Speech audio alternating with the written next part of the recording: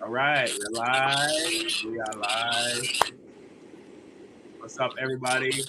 Hey, For those of you everybody. watching, Tiffany is on set filming a movie, Yes. doing a remake of Foxy In a Brown. beautiful house Look at Tiffany. upstate. I'm chilling. Tiffany is on the set of a movie. So pretty Yes. soon we're gonna have to call her agent to see if she can do the show. Y'all know I Tiffany, be doing. Tiffany's gonna say your people call my people, and And that's it. that's it.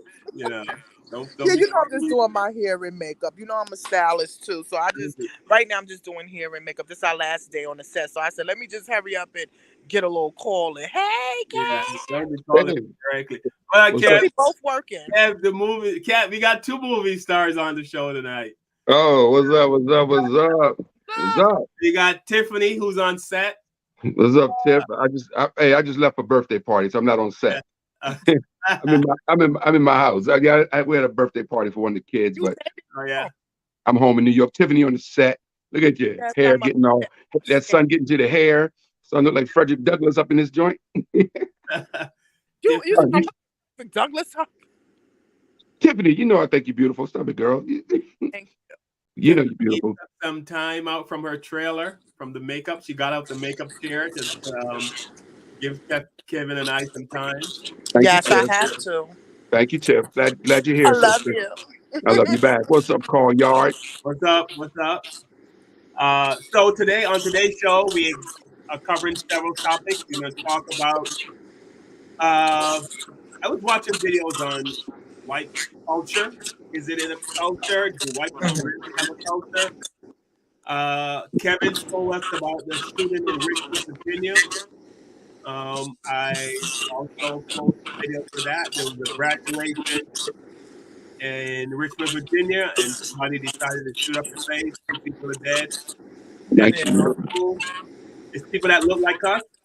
Yes. Um, Kevin is like, when's this gonna stop? And Tiffany has some reasons why we do what we do, so we'll get into it.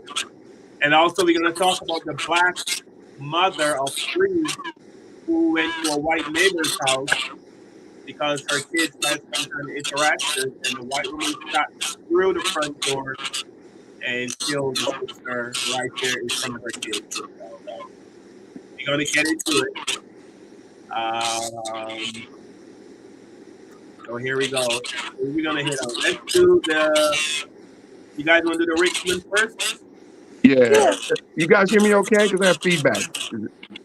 Yeah, No, we hear you. Okay. I got some feedback. I don't know where it's coming from, but okay. As long as you guys can hear me okay, I'm good. I might switch devices if it continues, though, okay? Thank you. all right, Let's do it. all right. Here we go. Shooting after a high school graduation ceremony in Virginia. This was in Richmond yesterday during what should have been a moment of celebration for families there. Instead, two people killed, including an 18-year-old who had graduated just minutes earlier. 5 people wounded overall, and a witness said that some of these victims were still in their cap and gowns. Police have arrested a 19-year-old suspect who they say will be charged with 2 counts of second-degree murder. The shooting happened as dozens filed out of a nearby graduation ceremony at the Altria Theater behind me and into this park where the shooter opened fire. All right. So sad. So sad. Yes, we don't own the rights to this footage. We don't own the rights to any of this. It's just our opinion, fair use, educational purposes. All right. Thank you, Tiffany.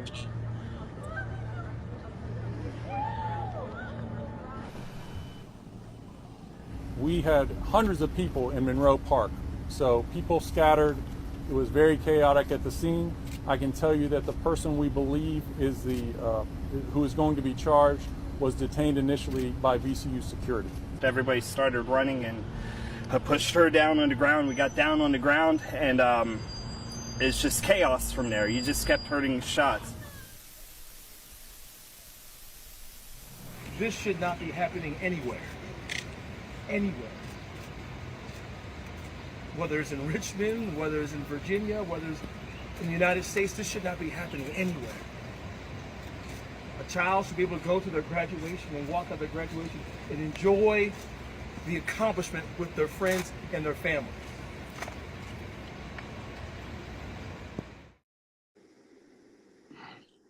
He's absolutely correct. It should not be happening anywhere. And we out here at the graduation. How the fuck somebody done pulled up and killed one of the graduation boys on his fucking graduation day? And look at all these people. We out here ducking. They done shot 2 people. They shot some parents and every fucking thing out here at Huguenot graduation. They got the little boy out there stretched out. And this is fucked up, man. That's fucked up. Y'all need to raise our churn battle. Y'all need to raise our fucking churn battle. Because it ain't no reason why we got black men out here dying after they done fucking graduated. This shit is fucked up.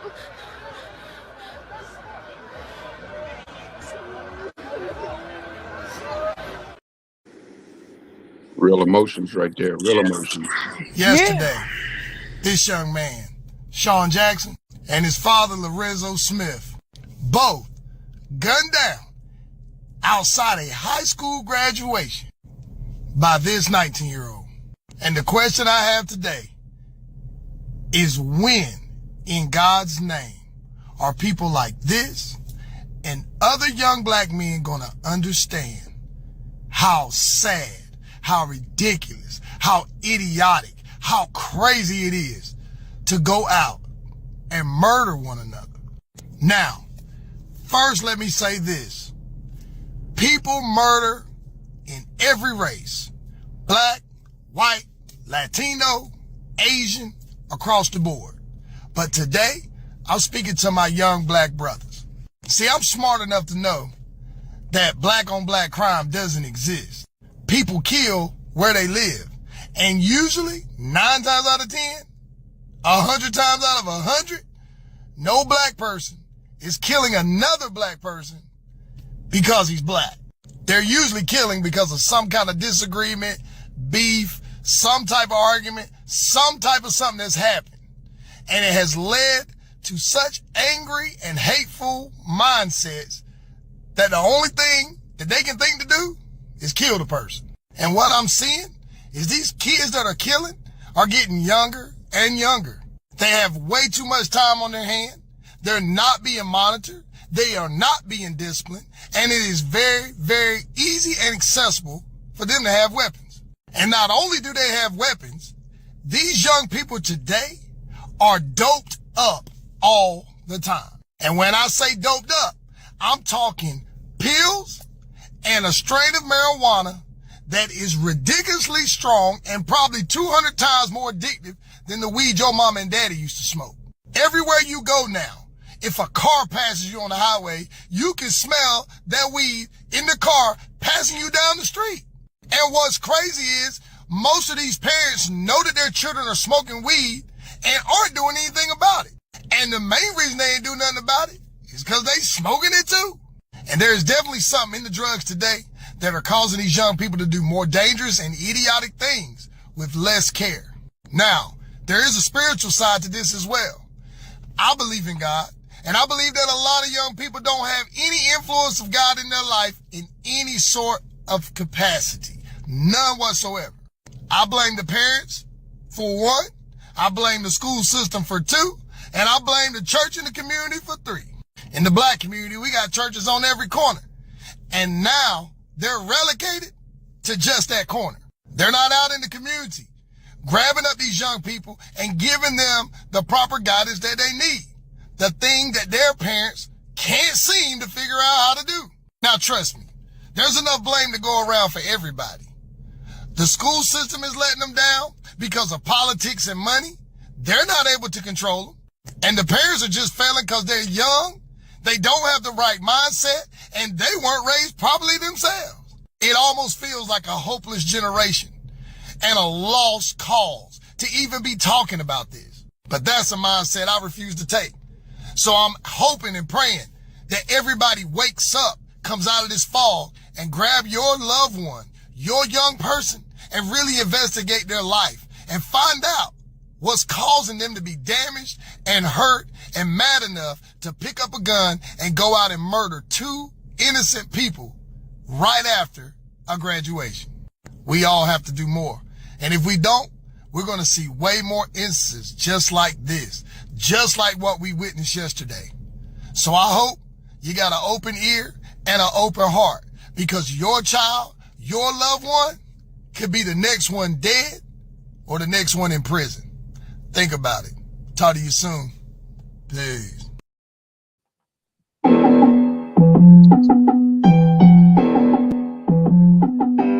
With the knowledge you gain, break away from the chains. We helping you grow the Black Therapy Show. You in a safe space, dealing with the black trauma. We unpacking and inspecting all our baggage and drama. Cause we gotta unite, no more killing each other. It's time to see a new future for my sisters and brothers. You know, with Kevin, Carl, and Tiffany, you'll have an epiphany. We give you everything you need to handle the enemy.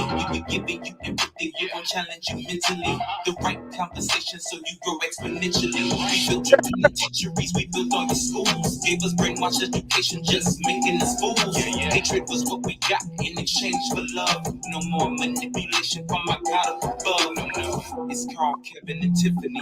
Now welcome to the Black Therapy Show. Let's go. Let's go. Yeah. Yeah. Everybody, Tiffany is on set. Yes, please forgive me. It's all good. It's all good. Chilling by the pool. Hey, you want to see you jump in the pool, Tiff? I'm not going to jump in the pool because I wanted to earlier today when it was like 80 degrees out here. Yeah. But yeah, I wanted to jump in, but now we just chilling. I'm over here like in a little mini castle. Hey, Tiff, forget all of that. We're trying to get these ratings up. Don't jump in that pool. Yeah. Yeah, you will like that, right? Yeah, get naked and jump in the pool. All right, so yeah. What's up, Donna? Donna Hagen's joining us so far. Nicole. What's up, Donna? What's up, Nicole? Norma Staley. What up, Grandma?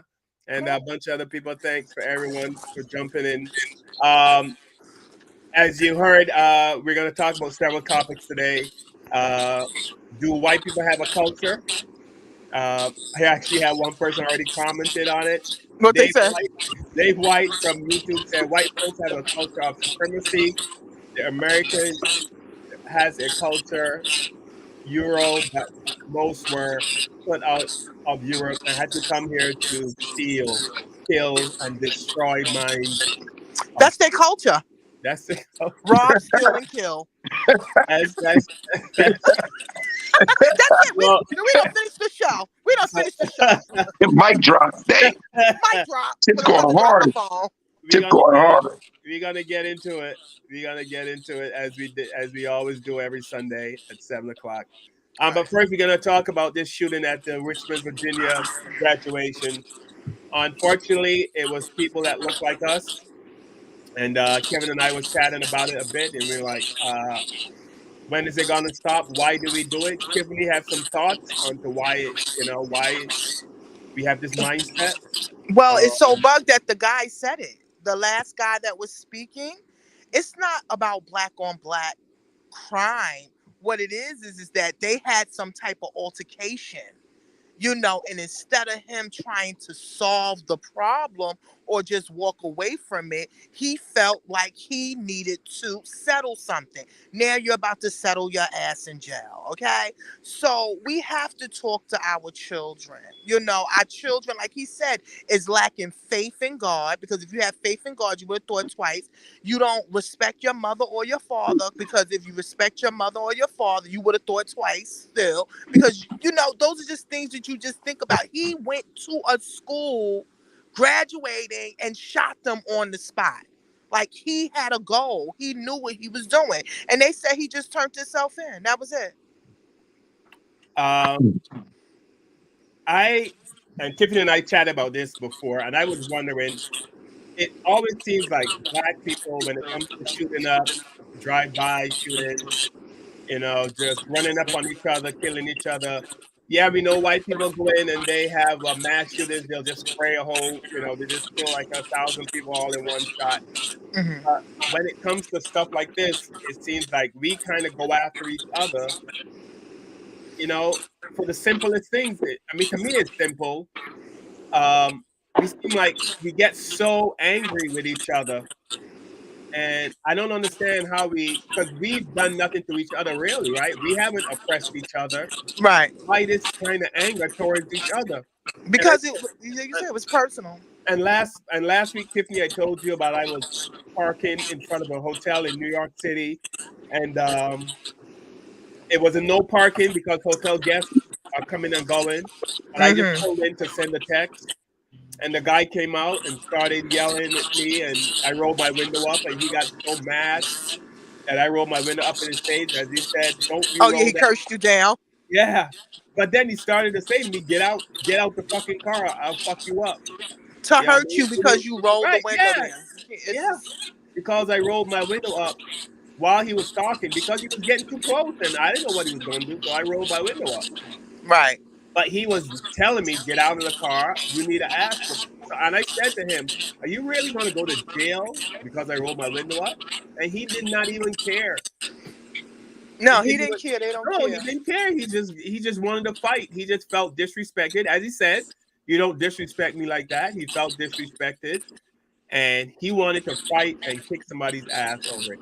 So, our black people are we? Do we get more heated than any other culture? No, white people have crime too. First of all, it's more of them than us. It's just that they're not broadcasting their crime like they broadcast our crime. Okay, they do crime. They do crime worse than us. So I don't understand why. A lot of people feel like it's just. First of all, us as black people, we're gonna recognize it because we're black. We don't want our people to kill each other. We don't want them to hurt each other. We want them to be able to solve a problem and think before they click, think before they shoot. You understand? But these young people today, they missing something. It's something going on with them that they feel like that switch go off. They take it down anything, and he's going to jail. I don't understand. Like, you lost everything. You're going to jail forever for killing 2 people at a graduation. I'm gonna go to you, Kevin, but I gotta say this, Tiffany. I believe if white people were killing each other, like shooting each other, drive-bys and running up on each other at graduation, I think that would make the news. You No. know, I do. No, you don't think so? You think they can hide that? I do think we have a problem that we need to address with the kind of anger we have towards each other. I think that's the problem that we seem to, you know, to be so quick to want to hurt each other. And I'll be honest, I don't really see that with any other race. Kevin, you can go. Yeah, man. Thank you.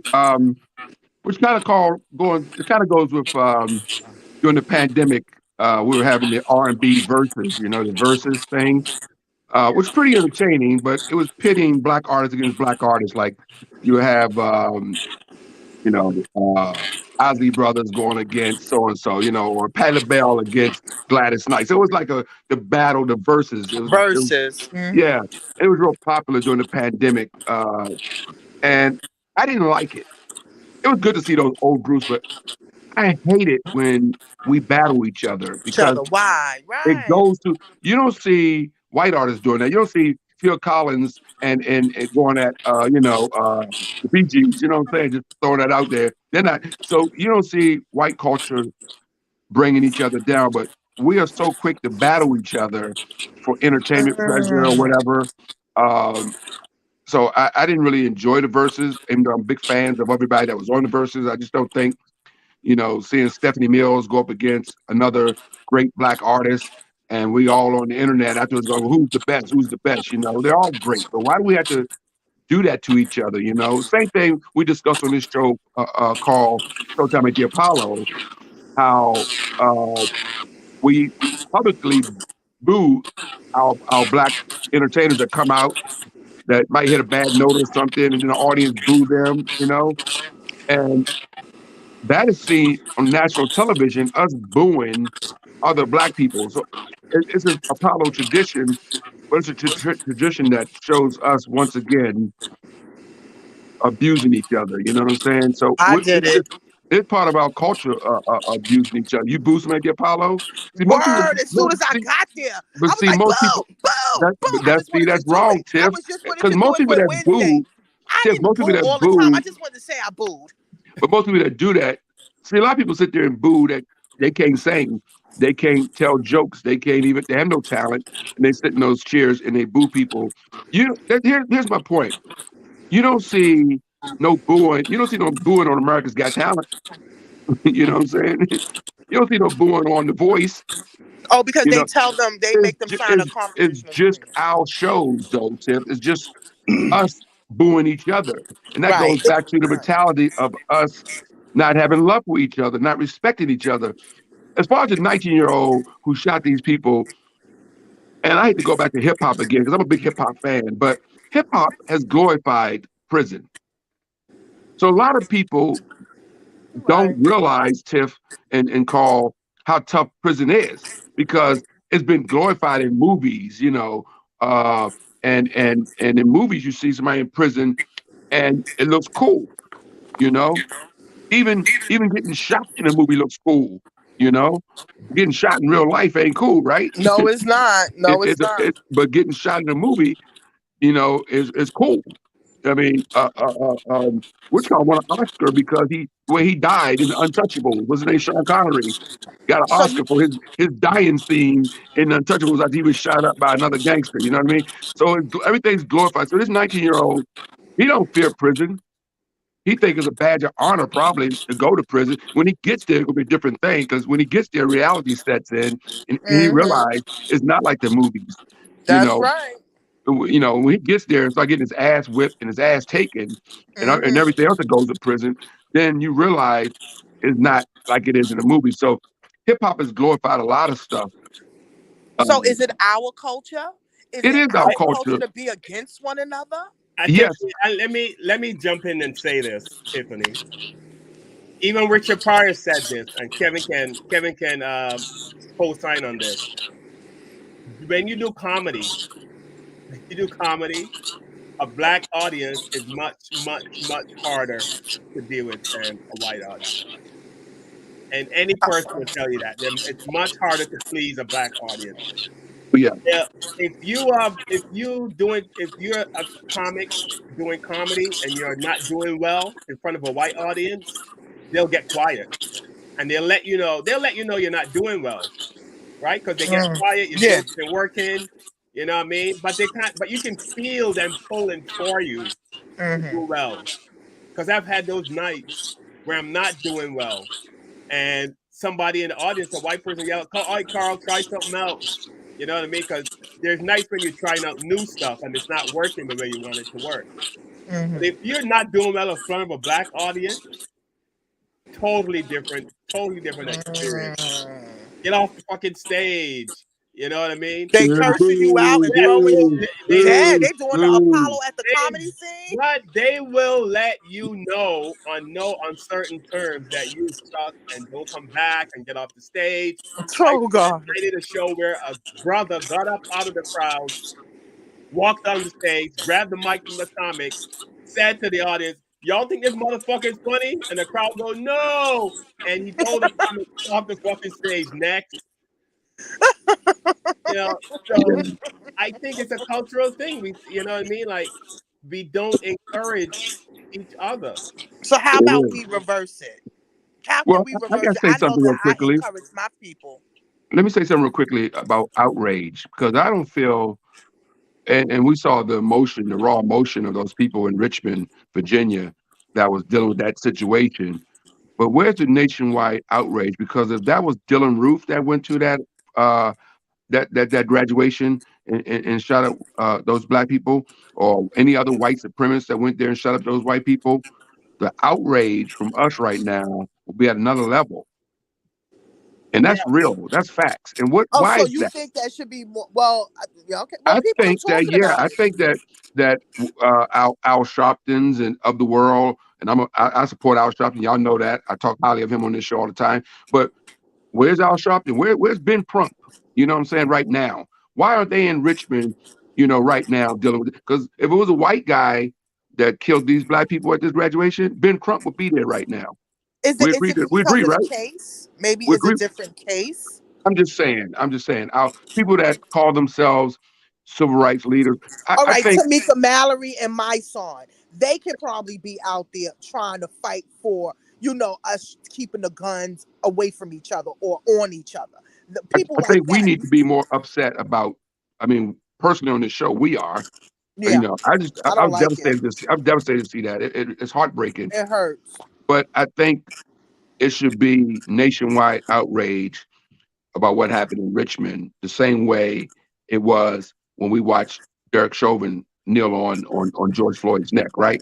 I mean, I'm not saying go out and start rioting and tearing up stores and stuff. I'm just saying we as a people had to be more outraged when this type of stuff happened to somehow come to a way to put an end to it, I guess. I don't know, but there's not enough outrage about what happened in Richmond. And I mean, can you imagine like a graduation is supposed to be one of the most Peaceful loving, celebration. celebrating moments that you can have in a family situation, right? As a graduation. We take nothing more prideful than watching our loved ones graduate and walk across the stage and stuff like that. That's the last place you expect a shooting. Mm-hmm. Like, I mean, seriously? A graduation? Yeah, Like that's the somebody's last. graduating and some guy's like, I'm gonna take a gun there and shoot, like, how's that even, man, that's Yeah, I feel bad unbelievable. for the people. The people's gonna have to have counseling. The people that was there, you's gonna have to have counseling, especially if that boy did it in front of everybody.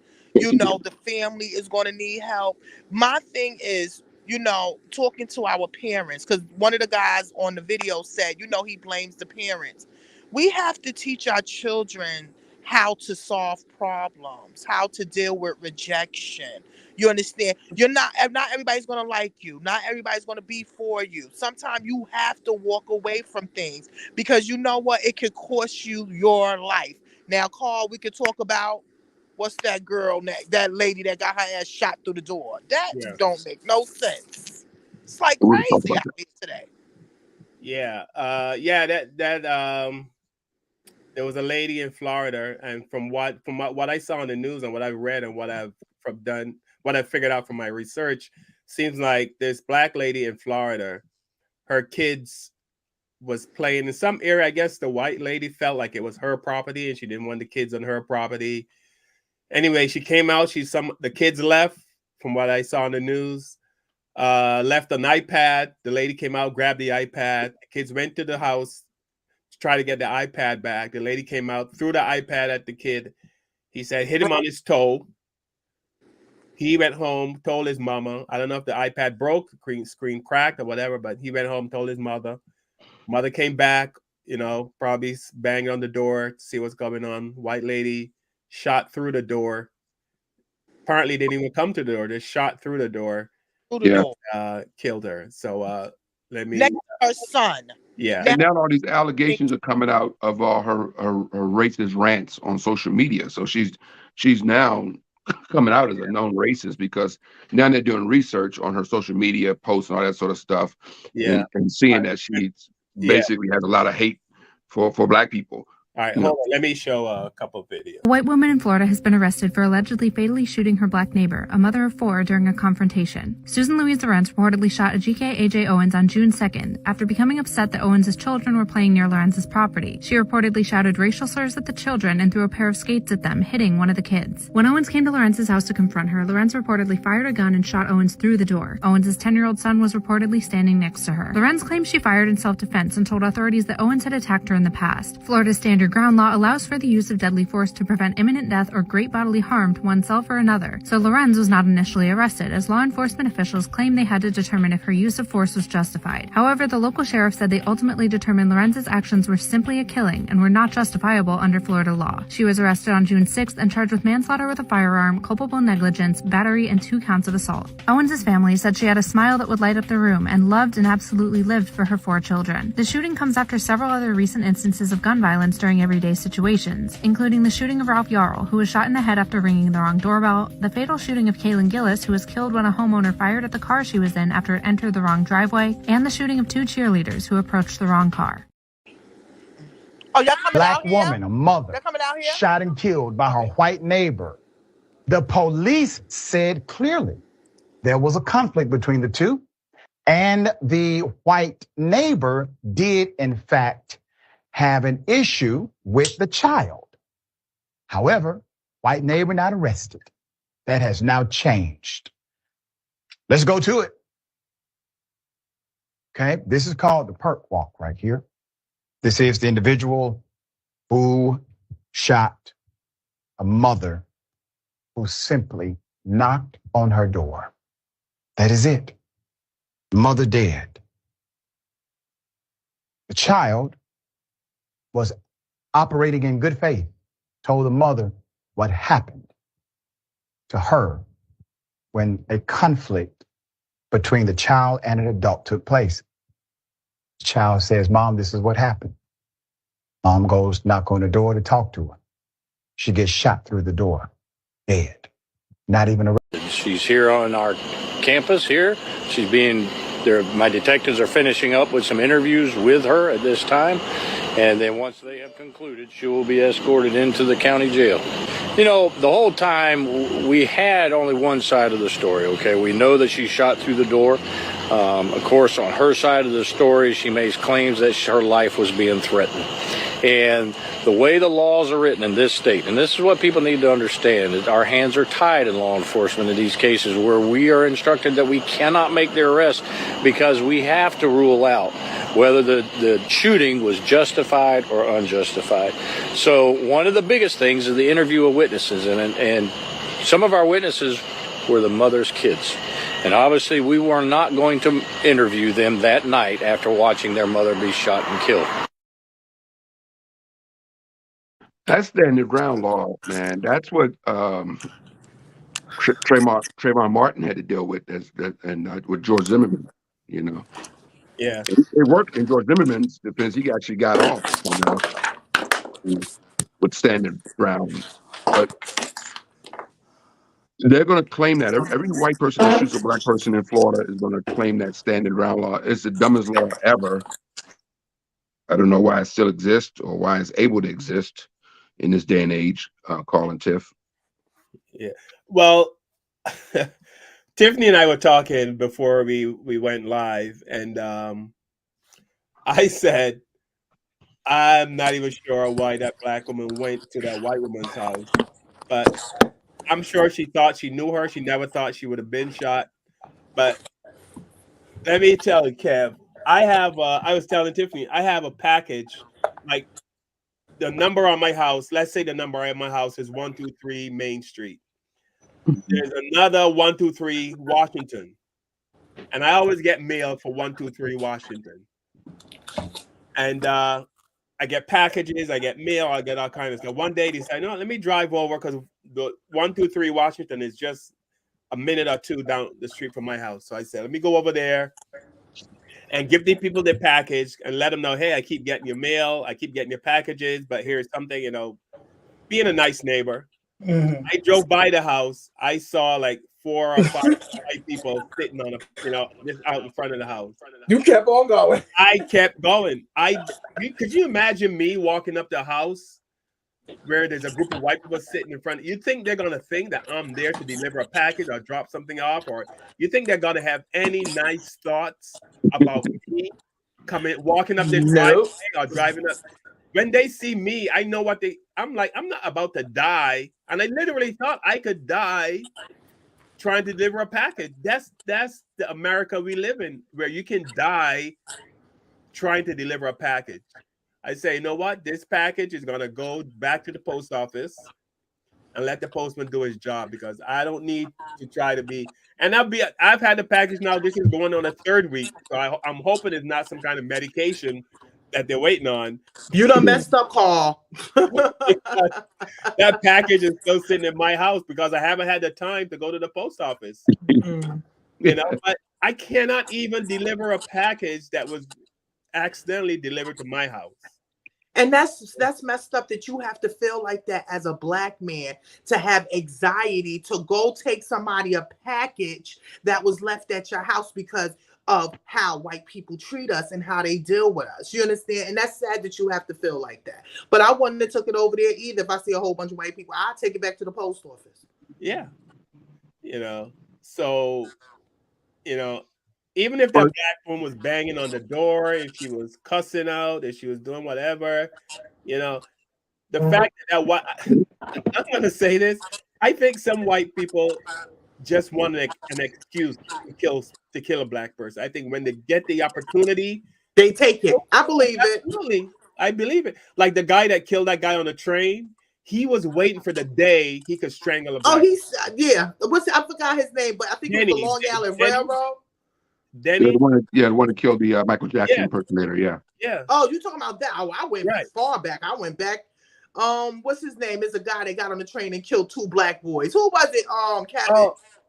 Oh, you mean way back in the day? Yeah, he went there and he killed. He said he felt threatened and he shot there. There's been so many. We can be here all night talking about. But it's like, you're right. You're right. Like they can't wait to, what I mean, whenever the opportunity appears, they take it. There's a video of a brother that walking to a restaurant. He was robbing people. He was going from table to table with a gun, and he was robbing people at gunpoint. He went to this white dude's table, No, he didn't he went to his table, robbed him, and then he, figured he got everything he wanted, and he turned around and he was walking out, and the white guy got up and pumped 7 bullets in his back. That's ridiculous. And it was in Texas. He's not charged. He didn't get charged with anything because I guess if you're committing a crime, but I'm like, I got a feeling if that was a white dude, he would not have got up and shot him in the back. No, he wouldn't have shot him because a young boy just got killed too by an Asian guy. He thought that he was stealing something, and then when they caught him, he didn't have nothing on him. So you just shot him because you was afraid also?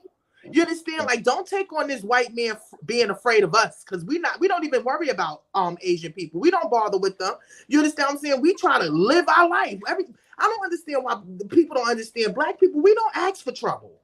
We don't ask for trouble. Maybe the negative one or the toxic ones. But if we regular people that work every day and bust our ass, we don't be knocking on the door like we looking for trouble. We want trouble. Where trouble at? Kevin? I'm just curious about the manslaughter charge. I haven't got into it enough to find out, but there's not a first-degree murder charge. There's a manslaughter charge. So you shoot. It's manslaughter, yeah. Yeah, well, it should be first-degree murder. I would think you shot somebody and killed them in cold blood. Unarmed. An unarmed person was shot in the chest and killed with a shotgun in front of their kid. What's with the manslaughter shit, Right. Yeah. I mean, if it was the other way around, it'd probably be first-degree murder, right? So yeah, it's the law never favors us. It's always, in their favor. It never favors us. So that's some big BS. Manslaughter my ass. So. Yeah, I was looking for a video by comedian Godfrey. I don't know. He did a video where he pretty much said, they just don't fucking like us. I love that video, Carl. You got to find it. I watch that all the time. I see it all the time. I think I sent it to our chat before because I just love that. He breaks it down. It's the truth. So freaking good on that video, Carl. I mean, he basically breaks it down. They just don't fucking like it. That's what he says. Like it's true. How he says it is so profound and so deep and true. Yeah, I love Godfrey, man. He brings the heat, So yeah. I'm sorry, y'all. I'm moving around the place. It's all good. You went from the swimming pool to the sauna room. You're at the bar? Just the bar. Okay. They're barring it up in here. I got my little fake money up in here. Look at the fake money. Oh, you doing that? Okay. Yeah. So I think God, man, how many kids she had? 4 kids. The lady that got shot through the door, I think it's 4 or 3 children. Wow, no mother now. Yeah. Yeah, and you know how it is when people pick on your kids and you're a black parent. You're gonna definitely go to, if somebody hits your kid, a black mother is gonna go confront that person. So Carl said, I don't know why he went over there. You know how black mothers are. You touch somebody's kid, you got to deal with them. You know that. So listen, I get it, but I'm gonna tell you this.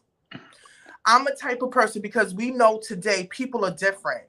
Yes. If I would know that was a white woman at the door, we already know that they got Karen in them, okay?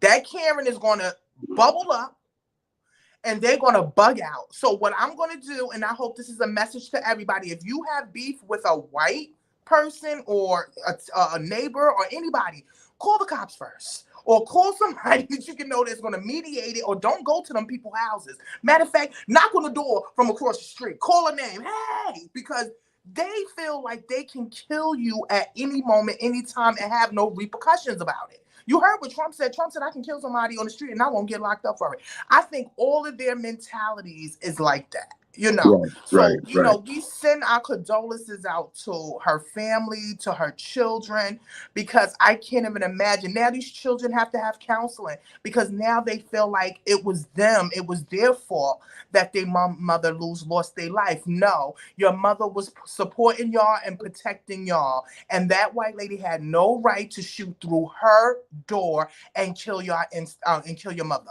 That was horrible. Yeah, that was horrible. That was definitely like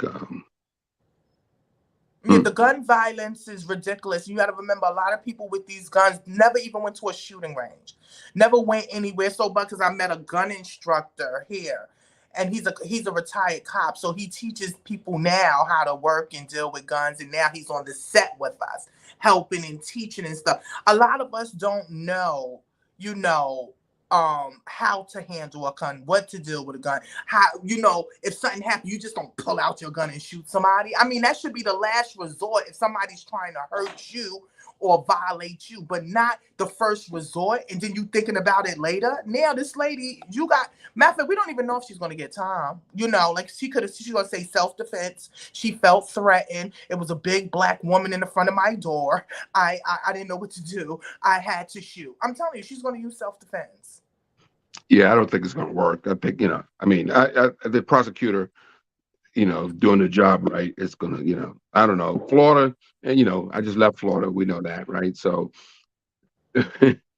and when you're in a state like Florida, you have to walk on pins and needles. You got to, you know your circles, and, you know, living next door, having white neighbors, you know, is a strange thing. And I have black neighbor on one side and I have white neighbors on the other side of my crib. And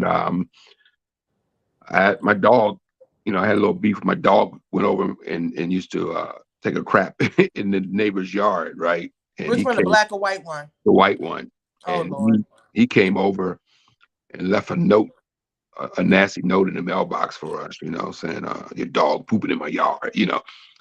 So we dealt with it, you know, we got a chain for the dog so he won't run over there anymore. But he was a puppy at the time. This happened years ago. So, but yeah, at the first time it happened, I didn't like the note. I thought the note to me was insulting. I said, you could have knocked on my door and talked to me. So I was about to go over there. He's smart. He knew. We should use that. But I was going to respond negative to his insulting note, but I didn't. My instincts told me, leave it alone. You thought twice. Yeah. My instincts told me, leave it alone. So sometimes you gotta Carl, we can't hear you. Sorry, that was the black neighbor or the white neighbor, Kev? The white neighbor. That was the white neighbor, yeah. So, and like I said, I was gonna go over and confront him because I thought the note that he left, like, you come knock on my door, we're neighbors. Come knock on my door, man. You got a problem with me. Don't leave no note in my damn mailbox, because that means you can't talk to me, and that's insulting to me, you know. So he played it safe. Well, he played it safe, and then me, I was going to respond negatively to that bullshit, but then I left it alone, which was the best decision I made. The best decision. That's all part of the what I call the fake or the phony fear they have of us. They try to pretend like, now he's probably thinking if I go over there and talk to this black man, he's gonna, you know, erupt and he's gonna get all ghetto on me, and he doesn't want to deal with that. But that's exactly what he probably thought. That's why he left a note in the mailbox. Right. That's all in his head. He said, "I'll stick this nasty note in the box." So they keep your dog off my ground. Shit. So they respond to the image they have created of us in their head, even though it's a false image of us. They react to that. He has an image of you, of how you're going to react in his head, and he's reacting off of that. Exactly. Right. You know, because I remember when I worked for this company one time, and they were painting the parking lot. They were painting lines in the parking lot. So the guy that was doing it came into the office and he said, "Everybody, you got to move your cars today because we're painting the lines in the parking lot." And he was going from cubicle to cubicle, telling, "Hey, excuse me, you got to go." And I heard him, going down the line. "Hey, with so and so company, we're painting the lot. Can you go move your car to the other side of the lot, and then tomorrow you can move it back or whatever." And then he was like friendly and kind of joking with people. "Hey, you got to move your car." Then he got to my cubicle, and from the time he saw me, his whole attitude changed. Mm. Now he's talking like he's speaking like he doesn't want to offend me, or he's speaking softly. "Excuse me, sir. Today He relaxed that throat. would you mind? I'm like, dude, just tell me. You know what I mean? Just tell me, just like you told the other people. We're painting the lines in the parking lot today. Can you move your car, please? Just say it like that. That's it. But this might seem like a stretch, but what if he was a cop with a gun? You know what I mean? If he's a cop with a gun now, he's going to see me as some kind of threat. And some people might say, well, that's taking it too far, but I don't think it is. And to me, that's the same way cops, interact with Black people. And I've been in cars, and I'm sure, Kevin, you might have been. You have been in a car, well, you're in the passenger seat, and yes, the cop pulls the white person over, and from the time they see you, they look at you. You're the suspect. Yes. Like, are you okay, white person? Are you okay? You in there with that Black person? Right. Are they kidnapping you? Are they doing anything Right. to you? Did they put you up to this? And then you will hear the white person like, "Fuck you, man! Why are you pulling me over?" You looking at them like. Yeah. I know Tiff don't like this, but Tiff, back in my day when I was a sinner, right? I had this white girlfriend. Right? And she was kind of white and Mexican. But anyway, we traveling down to from Washington, D.C. down to a place called Ocean City, Maryland, about 3 hours away. And we're cruising down, and we're in a Corvette, in a convertible Corvette, and we get pulled over by a Maryland State Trooper. So I'm driving, and the trooper walks up, and he's a badass. He's talking, and she starts cussing him out. And I'm going, like, what are you doing? There's a white cop, and you're cursing him out. I'm behind the wheel like this, scared to death. You driving Black? She's cursing this white cop out. She says, "You just pulled us over because you saw a Black man with a fine ass white bitch." That's her exact words. You saw. I believe you. You just pulled us over because you saw a Black man with a fine ass white bitch. So yeah, I mean that's a true story. So yeah, I done been in there. Yeah, white girl can get away with shit we can't get away with. If my girlfriend was Black and she would have cursed at that white cop, they would have pulled her out the car. We both went to jail. Oh yeah, they pulled her, beat the shit out of her, took my ass to jail too. But he actually let us go with no ticket or nothing. I was like, wow, you just cuss out a cop, we got to go free. Wow. I was just telling Carl, I was watching something yesterday where they had a speed chase, and the speed chase went on for 90 minutes. The guy done took 3 cars, almost ran over an animal, fought a family, and nobody shot, stabbed, didn't taser his ass. They didn't run his ass over. But if that was a Black man, he would have been shot on the spot. They wouldn't even let him got to 3 cars. They wouldn't even let him go to a half a block. You should have saw no cop cars was there. Come on, as soon as we do something, it's 15 cop cars. He did not have 15 cop cars until the end of the 90-minute pursuit because he wasn't our color. Yes, always true. We know that, and we just live with it. Yeah, we live in it and just hope it's not our ass. Yeah, we just live with it, knowing that white people they walk around feeling protected. Yeah, they're very carefree. We don't walk around like that. Oh no, we never will. Like I said, I can't even deliver a package to my neighbor up the street. Like, you think they're going to take out a gun on your ass? I literally see myself getting shot because if they saw me walking up their driveway with a box in my hand, they're not going to think, "Oh, he's probably delivering one of our packages," or I'm not going to be greeted with a smile. But now they're shooting, anybody now, though. I mean, like the white girl got shot when the white girl got shot for just turning around in somebody's driveway. Right, yeah. Like we're dealing with like gun violence on another level right now. You can't even buckle you in somebody's driveway anymore without getting That's what shot. I'm I telling mean, you. that's crazy. I told you it's white crime too. It's just that they don't promote it like Right. they promote black. Remember, black crime is trending more than white crimes. They feel like we don't want to make our white people look bad, so we're not gonna put all their crimes up. Remember, it's more of them than it is us. You understand? So they do have crimes too. And yes, that lady, she got shot too, rolling up in somebody's driveway. And it wasn't like she was rolling up to her. She was just trying to make a U-turn. I don't even do that either. I tell people, do not roll up in people's driveways. Find a gas station or empty place that you can be able to U-turn, because people do not like you coming up on they daggone they driveway. They're ready to shoot you. Well, I think she got lost and she realized she was in the wrong driveway or whatever, and she's just trying to turn around to get out. But you know what's amazing to me? How afraid do white people remember do they see what we see? Seriously, like, do they know? Do they see the lynching photos and they don't see that stuff? No, they don't see that. I don't remember how we look at things. Yeah. They don't look at things. They feel like, yeah, those things happen, but we gave you free schooling. We set y'all free. We didn't know nothing. They don't know none of this because it doesn't faze them. This is not their everyday life.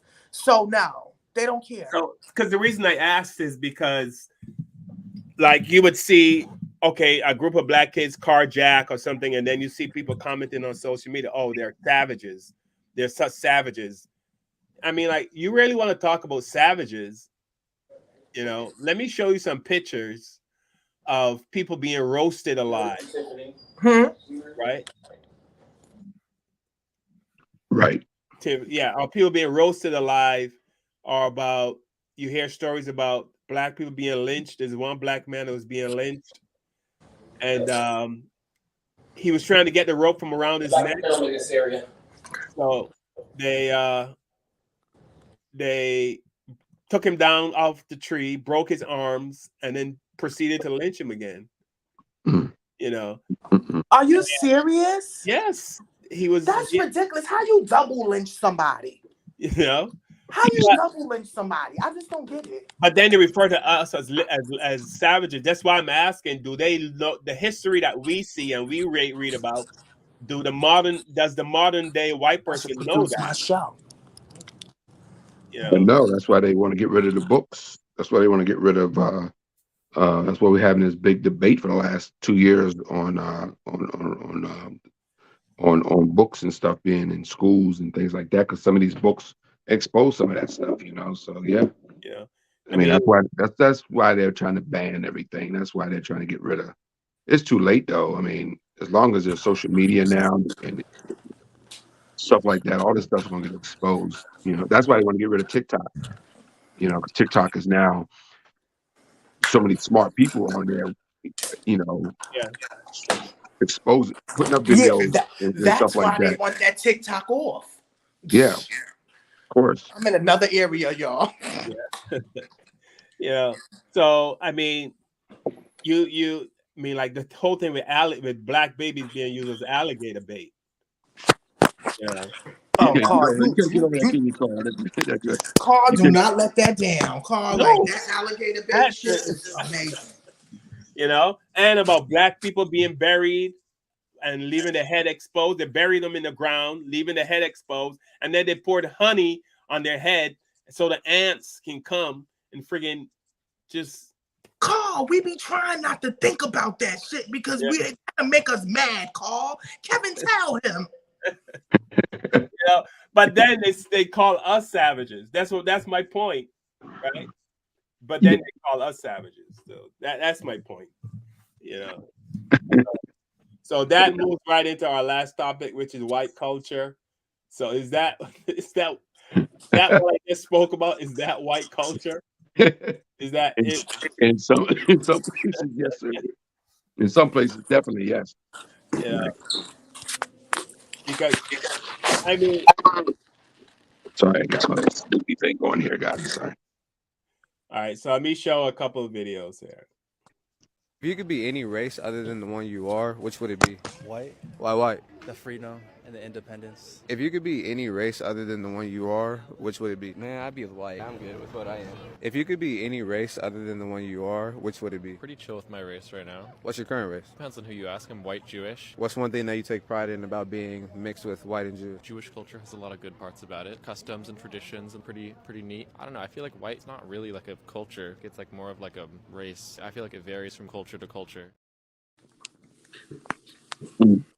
Yeah, he said white's not really a culture. So. Need to stop saying that white people don't have culture because it actually helps white supremacy. So white culture exists, but it is not a culture as such. It's a power structure, an ideology. It's white supremacy, the will to power, the desire to be the universal subject, to be default, neutral, to be considered merely human without having to hyphenate or qualify. Now, the problem is occupying that neutral default position doesn't really lend itself to the sorts of idiosyncrasies and particularities that we associate with culture. Not only that, it leads you to the denial of that sort of specificity. Think of the way that transphobes like to claim that they don't have pronouns. Now, of course, white people have cultures. They have regional, national, linguistic communities that they belong to.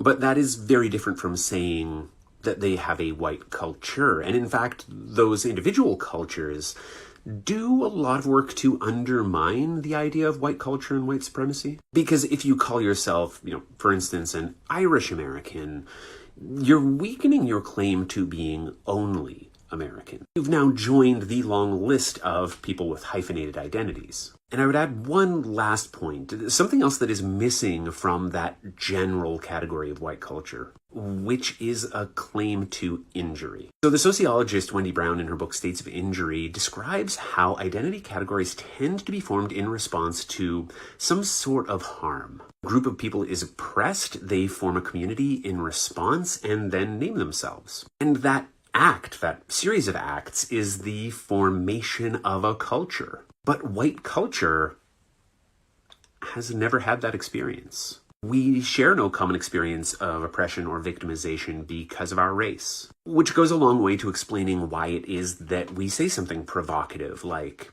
white culture doesn't exist, because it is a very different animal. So, do white people have a culture? Thieving, stealing, and privilege. What they pillaging, taking stuff. I don't know, what is their culture? You tell me. I guess individually, like Italians have a culture, right? Irish have a culture. Oh, that's what you're talking about. Okay. No, but as a whole, as a group, like black people. I can go to anywhere in the world and talk to a black person. I guarantee they can share my experience. So that's like a cultural thing. We have that in common. No matter where you go, we share that experience of oppression, or I can tell my story of racism, and they can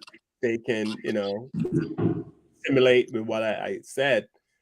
But can white people do that? That's the argument. Some people are saying that white people don't have culture and they take a lot of other people's cultures too, right? Well, culture is more than racism. But I'm just yeah, of course. As Godfrey pointed out in the video that we were talking about earlier, rock and roll, jazz. You got to find that, Carl. Yeah, rock and roll, jazz, all that stuff comes from us, and all those things come from us because of oppression that we went through. Yeah, I mean the blues, the music, the blues was created out of slavery. Jazz was created out of slavery. Rock and roll. You very rarely see black people play banjos now, but we were the first people to play banjos. But that's considered a hillbilly instrument now, though. But the first banjo players were African people. But it's not even considered part of our culture anymore. We see somebody with a banjo, we think, they some country western hillbilly, right? But that's our instrument. the banjo. Of course, the drums is our, is our instrument. We know that, and the saxophone and the trumpet. I mean, that's all our stuff. And, that brings me to the point. I was talking to.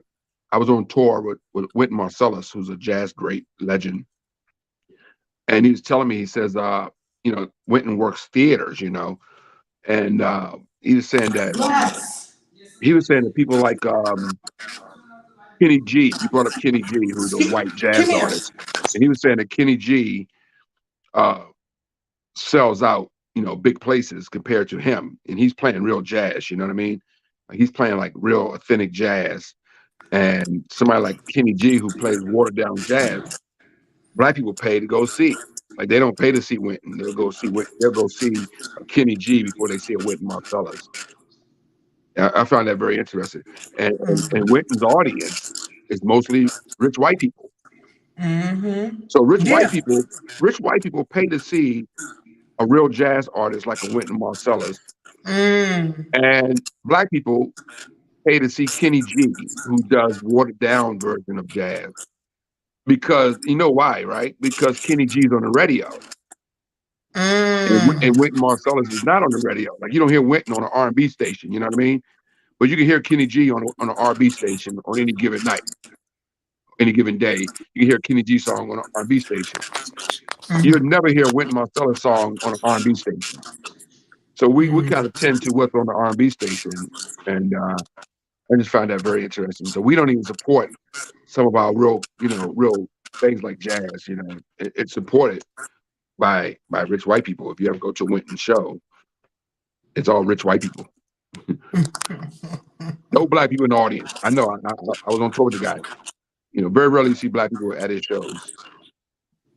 Do you know I went to a Bill Cosby concert way back in the day? Well, not way back, but and I was probably one of few black people that were at his show. Bill Cosby.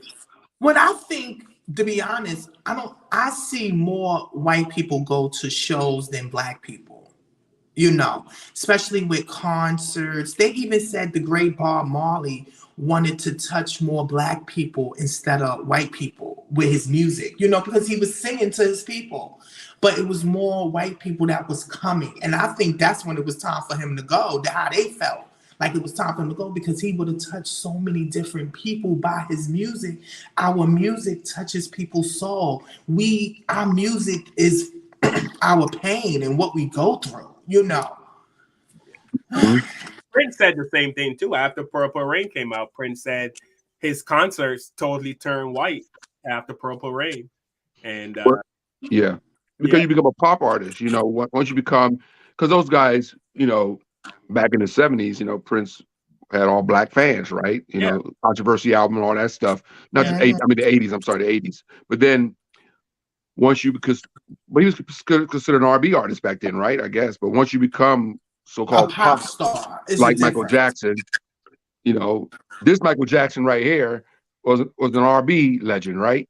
Yeah. But the Michael Jackson that we all seen on Thriller was a pop star. The king of pop is what he called himself, right? So now you go to a Michael Jackson concert, in his later years, you're going to definitely see mostly 98% of that crowd were probably white people, compared to this Michael Jackson when he's with his brothers. It was probably all, mostly black people, right? So, and that's what happened to be a pop star. But everybody wants to be a pop star because there's more money involved.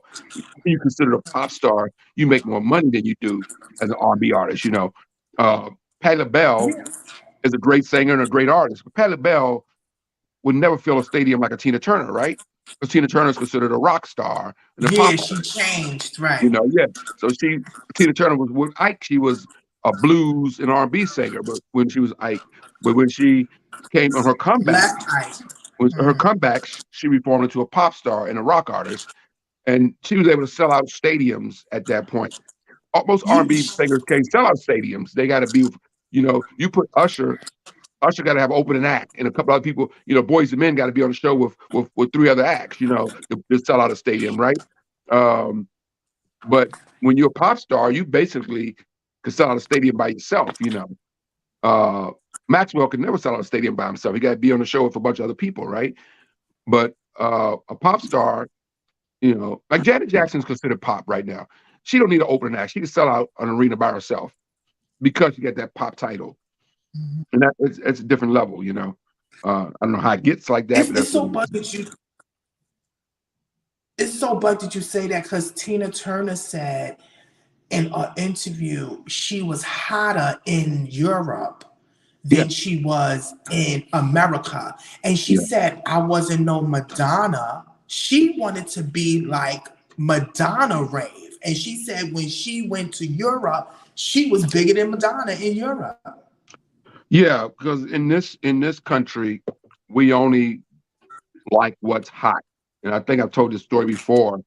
James Brown, when he was alive, James Brown is our legend. He's James freaking Brown, right?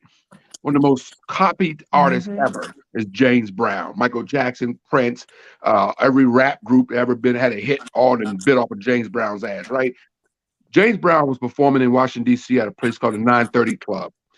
And the 930 Club is like a club that holds like 1,000 seats. On that same night that James Brown was performing at the 930 Club for 1,000 people, the Rolling Stones was performing about 12 miles down the street at the stadium where the then Washington Redskins used to perform at, and it's an 80,000 seat arena. And the Rolling Stones sold out that theater, out that arena. So here you get the Rolling Stones selling out a 70,000 seat arena, and 12 miles up the road, you have in Georgetown, the 930 Club, you have our legend, James Brown, in a theater, in a venue that holds maybe 1,200 people. But James Brown could never sell out that 70,000 seat football stadium because we only support our artists when they're on the radio, to that level. All the hits Patti LaBelle have, all the hits Gladys Knight have. If you put both of them on the same show, they still can't sell out an arena. Kevin, you're 100% correct on that. Patti LaBelle and Gladys Knight on the same show still can't sell out a 20,000 seat arena. Even if you throw in Dionne Warwick, probably still couldn't sell out. And you put her on the show too, still can't sell out a 20,000 seat arena. Yeah, because they But don't. guess what? Aerosmith can, and Yeah. and they ain't had a hit since when? The 80s. If George Michael was It's still because alive, it's more white people than us. It's more white people than us. You think they're not going to support their people? There's enough of us to sell out an arena on our legends. We just don't support our legends like that because Tina Turner it became a pop star, which means when you become a pop star, your audience is 90% white at that point. So that's why she was able to sell. You ever go to a Tina Turner concert? And I've never been. I guarantee you, 80% of the audience or 90% of the audience is white people. Same with Michael Jackson. I've been to a Michael Jackson concert. I've been to a Prince concert, several of them. And the Prince, when he was performing in the arena, it was mostly white people on the Purple Rain tour. And I saw Prince at a place called the Warner Theater in Washington, D.C. He did an intimate show. And that place only holds about, I guess, 3,700, 3,800 seats or something like that. And he don't really work venues like that. But he did a special show there. And that audience was mostly black. But yeah, so yeah, when you're a pop star, your audience is white, Yeah, that's what they call crossing over, right? When you cross Crossing over, yeah. money. That was one of the problems. Crossing over. That's one of the things that Phyllis Hyman had a problem with. That's why she was depressed, because Phyllis Hyman wanted to be crossover. She was an R&B artist she wanted that. And when Clyde Davis dropped her and picked up Whitney Houston, and Whitney Houston became this big pop star. But Clyde Davis had Phyllis Hyman on his roster before he had Whitney. But Yes, he did. he dropped her. He dropped the great Phyllis Hyman to pick up the great Whitney. Whitney became great, right? But he dropped Phyllis to pick up Whitney. And Phyllis wanted to be a pop star. She didn't want to be just the R&B singer singing about her boyfriends leaving her or whatever the case may be. She didn't want to be working just little theaters, and she wasn't satisfied with that. She wanted to be a big pop star, and she thought Clyde Davis was going to take her to that level. And he did. He dropped her for Whitney, and the rest is history, right? Yeah. All right, we're gonna wrap it up. Yep, the rest is Thank history. everyone for joining us today for another hour, hour and 10 minutes on a Sunday. We really appreciate you. We truly love you for taking the time to spend with us. We don't take it Y'all lightly. should be had your asses in church instead of watching this show. No, I'm just kidding. And shout out to Tiffany on the set of the movie Foxy Brown, the remake of Foxy Brown. Right. I think Tip is on a You porn is set. crazy not to remake Foxy. Tip, I think you're on a porn set. I think you're on a porn set and you're faking. You're doing makeup for porn artists. Yeah, I'm on a porn set. Look at that. Swimming pools and jacuzzis in the back. So Tiffany, before we go, Yo, it is beautiful. Anything you want to share? Well, I want to say to you see we having an echo back and forth, but everybody, we love you. Thank you for tuning in. We ask y'all to just talk, communicate with your family, talk to your family, appreciate your loved ones, because tomorrow I have to bury my friends' moms. We just have to really just sit back and just reevaluate our life so we can do things differently, especially for our young people, But other than that, please make sure you like, subscribe, and if you want us to talk about something, you can go to the Black Therapy Show at gmail.com. We're there. Please leave a comment on the YouTube, the Facebook, because we want to know what y'all feel. We want to know what is your thoughts? What is your solutions? How can we make us a better people? All right. Kev, anything you want to drop before we take off? Yeah, man. I'm very saddened by our show today because it highlighted two tragedies that should have never happened. The black mom in Florida losing her life was just heartbreaking, and rest in peace. The young man and his father, I believe, was a father and son that was killed at the graduation in Richmond, Virginia. Yeah, his stepfather. And I know that area well, man. I mean, Richmond's a small place, man. So I spent time there, and it's just sad, man, that happened. And it's heartbreaking, man. I don't know when the gun violence is going to end in this country. It's just affecting too many lives, and so it's just a sad thing. So, everybody just hey, stay vigilant, keep your head up, and be smart out there, because we're all sitting ducks, in this crazy world. Too many guns. There's more guns than human beings in the United States of America. That's right. Think before you crazy. click. And that's a real fact. There's more guns than human beings. It says 3 guns for every American. That's messed up. 3 guns for every American. Think about that. I'm done. Good show, guys. All right. I want to say thank you to everyone for checking us out. Please like, share, subscribe, so you hit the notification bell so you get notified once we go live. And before I go today, I would like to say, everyone, today we are one day closer to our deaths. So be nice. Every day you wake up, you're one day closer to your death. So just be nice to the people. Thank you, Carl. Just be nice. I know being be nice. Be nice. Just I listened to a gentleman. I listened to a gentleman on Urban View Radio, Dr. Wilmer Leon. If you ever get a chance to listen to him, he's great. Yeah. Dr. Wilmer Leon kicks some serious knowledge every Saturday. I think his show is from 12 to it's like a 3-hour show on Urban View Radio. He ends his show by saying the same thing you just said, Carl. He ends his show by saying, live each day like it's your last, because one day you'll be right. Yeah. Live each day like it's your last, because one day you'll be right. One day you'll be. Yeah, So absolutely. Dr. Wilmer Leon, y'all check him out if you get a chance. Deep brother, kicking the knowledge. All right, people. We will see you next Sunday here, 7 p.m. And America would never give us. We always have plenty of topics to talk about in the United States of America. I know, right? Yeah. We don't choose our topics like the day before. Yeah, really. So much stuff happens. With the knowledge you gain, break away from the chains. We helping you grow the Black Therapy Show. Yeah, a safe space, dealing with the black trauma. We unpacking and inspecting all our baggage and drama. Cause we gotta unite, no more killing each other. It's time to see a new future for my sisters and brothers. You know Kevin, Carl, and Tiffany, you're having an epiphany. We'll give you everything you need to handle the enemy. We're giving you everything, we won't challenge you mentally.